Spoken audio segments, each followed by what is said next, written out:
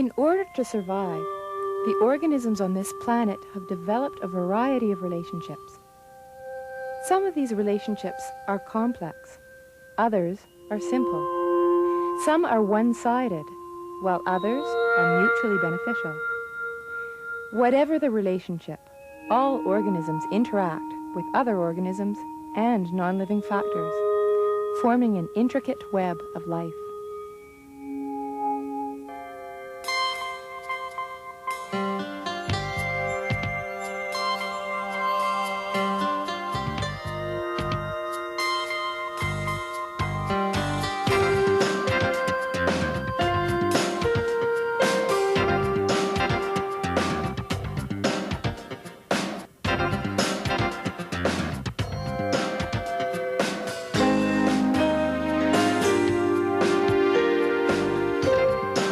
What does the word relationship mean to you? In this program, we'll look at relationships among individuals of the same species, as well as among members of different species. You will learn about interspecific and intraspecific competition. You will see a predator-prey simulation in action and explore symbiotic relationships. By the end of the program, you will understand how certain relationships influence population changes and the important role that every organism plays in maintaining life on the planet.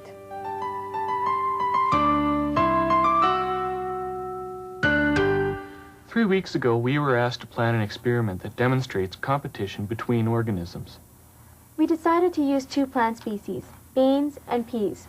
We wanted to investigate the effect of competition on plant growth. Our hypothesis was that when plants compete for resources such as minerals and water, those that grow in less crowded conditions will be healthier than those plants that grow in crowded conditions.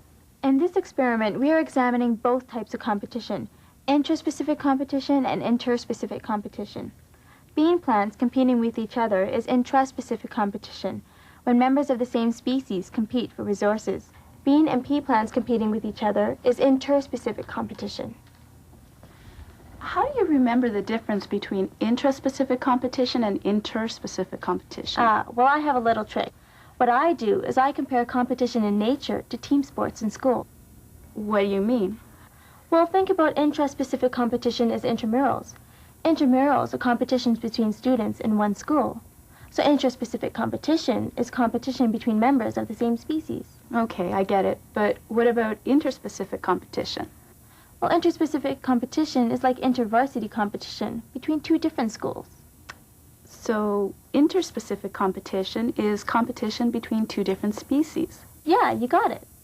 So how did you set up this experiment? Well, in pot A we planted one pea seed, and in pot B we planted one bean seed.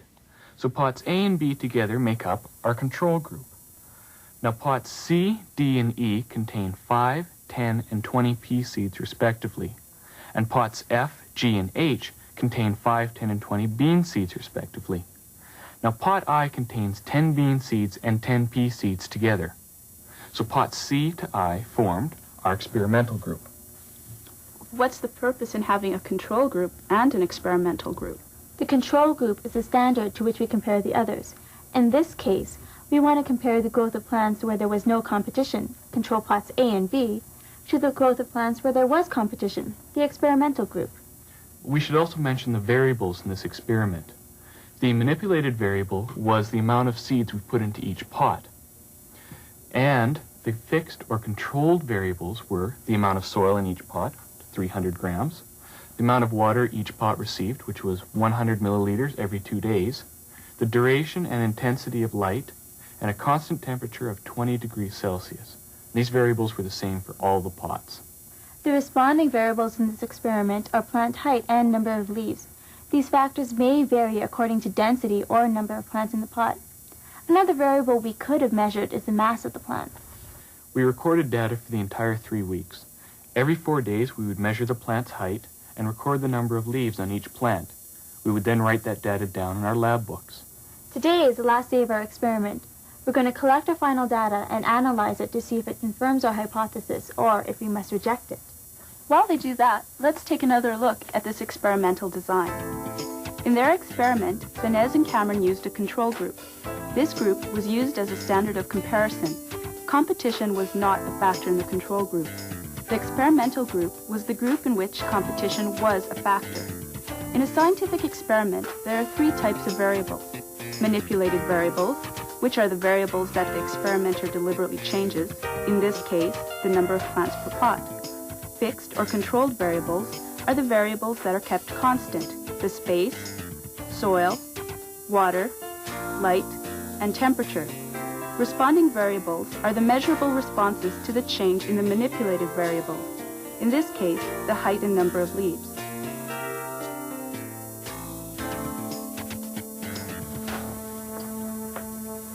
So how's your experiment going? No, just graphing the data from the experiment now. Oh, let me see. Oh, this is very interesting data. So what interpretations can you make from this data? Well, the plants that were in the control group when there was no competition was the tallest. Then, when the competition for resources increased, the plant growth decreased. Oh, very interesting. Anything else? Yeah, it was the same for number of leaves. The plant in the control group had the highest number of leaves, but as the population per pot increased, the number of leaves per plant decreased. Oh, so what conclusions can you make from this data now? Well, competition limits the growth of a population. In intraspecific competition, the greater the number of plants competing for common resources in a given space, the more their growth will be affected. In the case of interspecific competition, those species that have adaptations that increase their efficiency at using common resources may have a survival advantage over other species. In this experiment, the individual pea and bean plants in the control group were taller and had more leaves because they were not in direct competition with each other or with members of their own species. But if species compete with one another for the same resources, wouldn't one species eventually eliminate the other? Well, actually, in nature, that can happen. If one species has adaptations that makes it more efficient at using a common resource, it can eliminate competing species. This is called the principle of competitive exclusion, or Gauss's principle. It is named after an ecologist, G.F. Gauss. He demonstrated this principle in his laboratory. Let's take a look at some graph from Gauss's experiment with two species of Paramecia, Paramecium aurelia and Paramecium caudatum. Paramecium caudatum and Paramecium aurelia were grown in separate laboratory cultures with a constant food supply. Both populations grew to their carrying capacity, that is, the greatest number of organisms that the space and nutrients could sustain. But when the two species were grown together, Paramecium aurelia was more efficient in obtaining food, and Paramecium caudatum was driven to extinction. I read in my textbook that competitive exclusion does not seem to occur too often in nature. Instead, there's something called resource partitioning. That's right, Vanessa. In nature, organisms often do resource partitioning. This means that species that live close together partition their resources so that their niche is slightly different. Niche means lifestyle of an organism, right? Right. Or in other words, it's the total interaction of an organism with its biotic and abiotic factors. So an example of resource partitioning would be the hawk and the owl. Yeah, the hawk hunts during the day and the owl at night. So even though they share the same habitat, their niche is slightly different, therefore decreasing the competition for common food sources. Right. Now, let's have a look at another example of resource partitioning. 5 species of North American warblers all feed on insects living on the same tree, but they feed in different sections of the tree, thereby decreasing interspecific competition. There are 2 theories to explain resource partitioning. One states that individuals with similar characteristics are selected against. This leads to a divergence of traits among members of that species.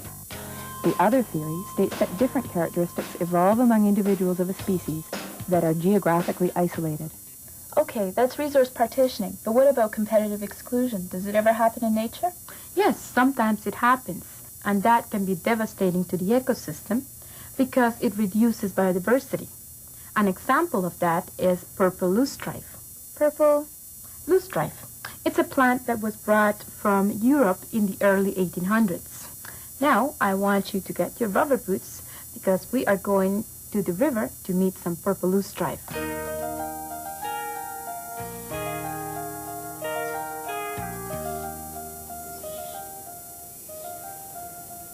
Purple loosestrife is a noxious weed, and what it does is it creates a monoculture stand, and it displaces a lot of the native vegetation that you see here today.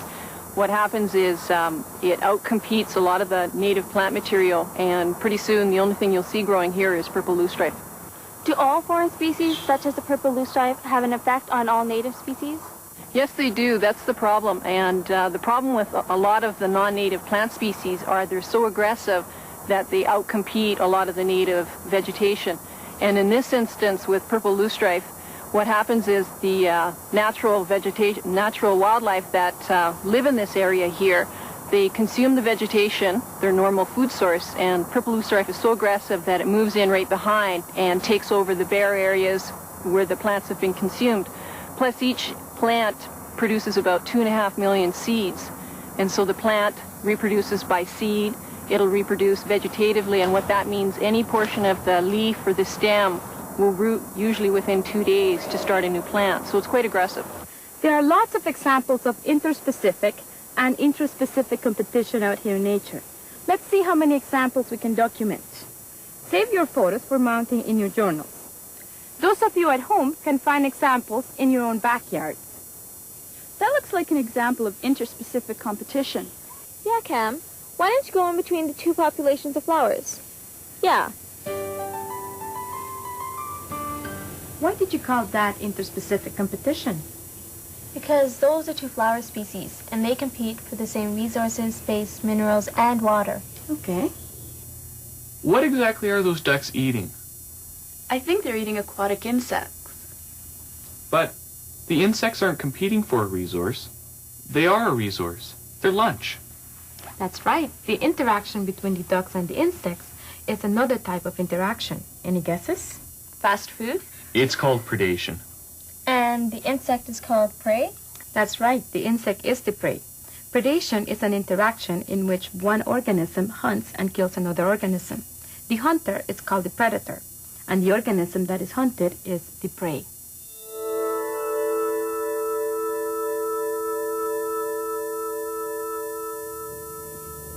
Okay, we are going to do a predator-prey simulation. I want to see if you predators have what it takes. Here are the helpless victims. You predators need to eat at least 4 prey in order to survive into the next trial and produce offspring. But before we do that, you're going to be given some qualities that will make you less fit. Keep the wrappers for proof and give them to me. There are 20 of each color, and I'll add 1 new prey for every 2 that survive. I will also add 1 new predator for every 2 that survive. Okay, let's see who will be the most successful.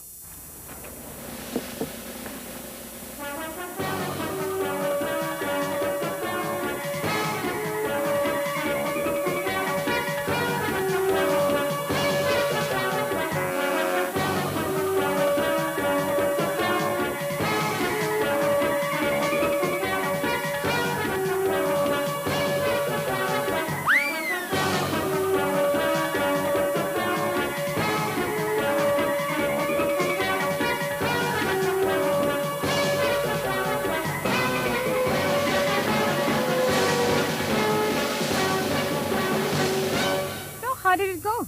Well, those predators that weren't so fit didn't last very long. Oh, interesting. Now, how did the large number of prey affect the predator population? Well, when the prey was abundant, we were able to capture enough prey to survive into the next generation and produce offspring. That would mean that there were lots of predators. How would the large number of predators affect the prey population? Well, some of the prey decreased, especially the silver ones. And how would the decrease in prey affect the predator population? Well, the predator couldn't find enough prey to survive, so many died, and less offspring were produced. Excellent. When we get back to the classroom, we're going to look at some graphs on predator and prey relationships. Now, this is interesting. Not all the colors were eaten equally. Some of you were not keen on the red ones. Why not? Because the red ones tasted disgusting. Oh, I think this one is delicious. Here, try it. No way. The reason reason why there were different colored chocolates was to show some of the adaptations that some species have evolved to avoid being eaten. Were you able to capture as many greens as silvers? No, we couldn't see the green ones as easily as the silver. They must have been camouflaged. Yeah, they just blended right in. Exactly. Some species, like the emerald tree boa and the belt-horned frog, have evolved color patterns that match their environment. This makes them harder for predators to find. This is called cryptic coloration. Well, what about the red eggs? They were easy to see, but they tasted so horrible we didn't want to eat them. What kind of adaptation is that? Well, that is called warning coloration. In some cases, color is used as a warning to stay away. So, if bright-colored organisms taste bad, then bright color serves as a warning to predators? The South American blue-bellied arrow frog is brightly colored to warn predators of its poisonous nature. The mangrove snake is also poisonous. Its bright color advertises that fact. So, in our simulation, the red chocolates represented warning coloration. Exactly. So, who wants a pretty red one? Okay. Well, I had a red one, and it tasted pretty okay to me. Did you have a one-stripe red or a two-stripe red? Well, I'm not too sure. That is because not all bright-color organisms are distasteful to the palate. Some of them just mimic the real thing. The true poisonous organisms are called models. When other organisms copy their color pattern, that is called mimicry. So predators now avoid both the poisonous organism and the mimic. Mimicry is provided by the coral snake and the Honduran milk snake. The coral snake is the model, and the Honduran milk snake is the mimic. Since plants are eaten by other organisms, they're considered prey, right? Right. Well, what kind of defensive adaptations do plants have? Let's check it out. Plants have evolved adaptations that discourage herbivores from eating them. Some of the adaptations are thorns, hooks, or spines on their leaves, while other plants produce chemicals that make them distasteful or lethal. Let's take another look at how predators and prey are interdependent and how their populations fluctuate over time. This graph was made by counting all the pelts of the lynx and the hare purchased by the Hudson Bay Company between 1845 and 1935. What does it show? Well, it looks like the hares increased in numbers first. They're the prey. Then the lynx, the predators, increased. More predators would eat more prey, which would then reduce the population of hares, causing the lynx population to drop off, since less hare means less food. Talk about vicious cycles. Basically, if the predators don't eat all the prey, the two populations follow each other in cycles. Now, let's look at what can happen to a population of prey when predators are absent. This graph shows the population growth of a reindeer herd where there were no predators. In 1911, 25 reindeer were introduced onto one of the Pribilof Islands in the Bering Sea off the coast of Alaska. The reindeer had no predators. The herd grew exponentially until it reached 2,000 reindeer in 1938. At this point, the small island was seriously overgrazed, and the population declined rapidly. By 1950, only 8 reindeer survived. If there were predators, the reindeer population might not have reached such high numbers, and the island might not have been overgrazed. An interesting observation is that some prey populations will exhibit the same population cycles as the hare, even in the absence of predators.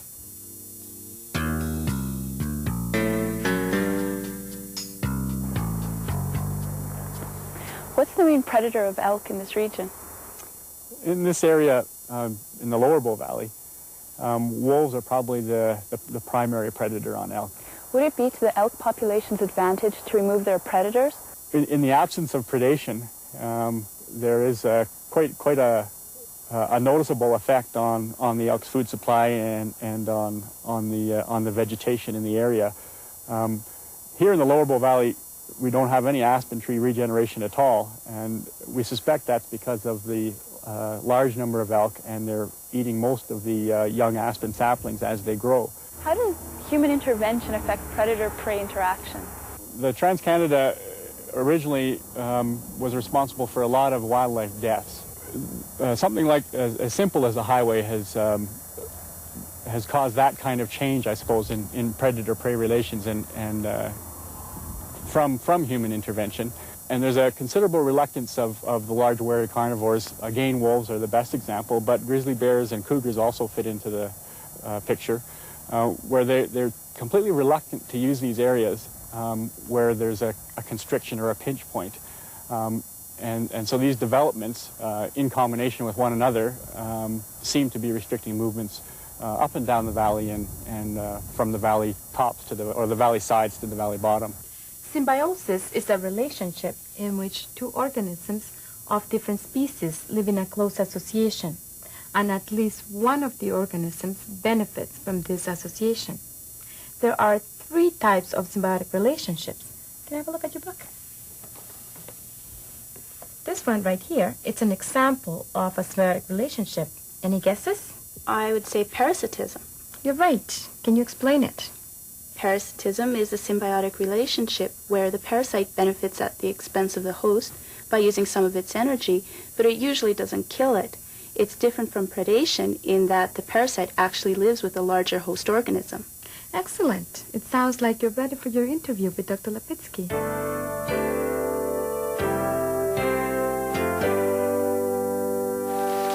The giant liver fluke is a parasite that lives off the elk. The flukes, they live right inside the liver, and they live in these large cavities called cysts. Do the flukes kill the elk? In certain cases, yes, the flukes can kill the elk. It can predispose certain animals. Some animals may be more prone to predation than other animals. Say if you're being pursued by a wolf and you're infected, and say you only have 30% of a normal liver tissue left, being infected, that may give the wolf just a little bit of an edge that he will be able to catch you. How do fluke transmit from one elk to another? This is a parasite has a very complicated life cycle. In fact, most parasites have complicated life cycles. And in this particular life cycle, the adults are found in the liver. The parasites, they lay eggs in the liver. The eggs exit through the animal, through the feces, through the pellets. They land in vegetation or in water. If they land in water and under the proper environmental conditions, the eggs hatch into little larvae called miracidium. They have cilia. They swim in the water. And what they do is they penetrate snails. And there's several rounds of asexual reproduction of the parasite in the snail, and then another larva is released from the snail, and that's called a cercaria. It has a tail, so again it swims through the water. It then attaches to vegetation. And then the elk comes along, and as it's browsing, as it's grazing in the sedge marshes, it accidentally eats this metacercaria, and then the whole life cycle starts up again. This liver doesn't look too bad, but there should be something in this large cyst over here. What I'll do is maybe cut it in half. And at the same time pollinate them. Is that an example? Yes, you just described mutualism. That's where both organisms benefit. Take lichen, for example. It consists of 2 organisms from different species. The fungus provides protection and absorbs water, while the algae manufactures carbohydrates on which the fungus feeds. Humans also form mutualistic relationships with other species. For example, the mutualistic relationship with E. coli, a strain of bacteria that inhabits the intestines. The bacteria obtain nutrients from the digestive tract and keep the disease-causing bacteria out. The third symbiotic relationship is called commensalism. Any ideas? Is that where one organism benefits and the other's not affected? Exactly. An example of commensalism is the relationship between epiphytes and trees. Epiphytes are plants that grow in trees without damaging them. The epiphytes benefit by living high in the air where they can get more sunlight than if they grew on the forest floor. Here's one for you. If the beneficiary of parasitism is called a parasite, what would we call the beneficiary of commensalism? The commensal. Right. Now, let's summarize what we have learned in this program. In the short term, competition affects both species negatively, but when considered over a longer period of time, both species benefit. Competition ensures that those species having adaptations more suited for their survival will be selected. These traits will then be passed on to future generations. Predation is positive for the predator and negative for the prey. Parasitism is similar to predation. The parasite benefits while the host is harmed. But in predation, the predator kills the prey, while in parasitism, the parasite usually does not kill off the host. And in mutualism, both species are positively affected. Also, as you can see on the chart, commensalism positively affects the commensal, while the other organism is not affected. See, you made a really nice chart there.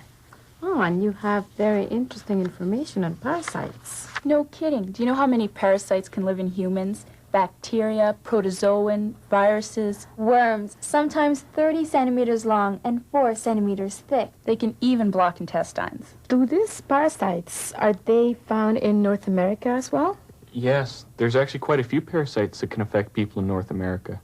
Giardia, the one that causes beaver fever, it's a common one. Yeah, but parasites don't affect North American populations to the extent that they affect populations in the developing countries. Why would that be?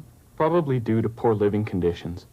In some developing countries, the water supply is often contaminated by parasites due to a lack of effective waste management. If the water supply was contaminated, then that would mean that the people would be reinfected several times in their lives. So how would parasites affect the population as a whole? If the infestation rate was very high, it could lead to high infant mortality. But parasites usually don't kill off their hosts. Well, if the parasite robbed its host of nutrients, the host would be more susceptible to other parasitic infections which could kill it. So obviously the population wouldn't be able to grow to its full potential. Good analysis. Parasites lead to illness, which will weaken the working population and decrease productivity. Decreased productivity is one of the factors that lead to poverty. And poverty encourages illness. As you said before, talk about vicious cycles. Next time you hear someone talk about a relationship, you will know that it means more than just human interaction. You will think about the many relationships in biology, from competitors to commensals, parasites, predators, and prey. All the organisms on Earth are somehow connected, and all play an important role in maintaining the balance of life on the planet.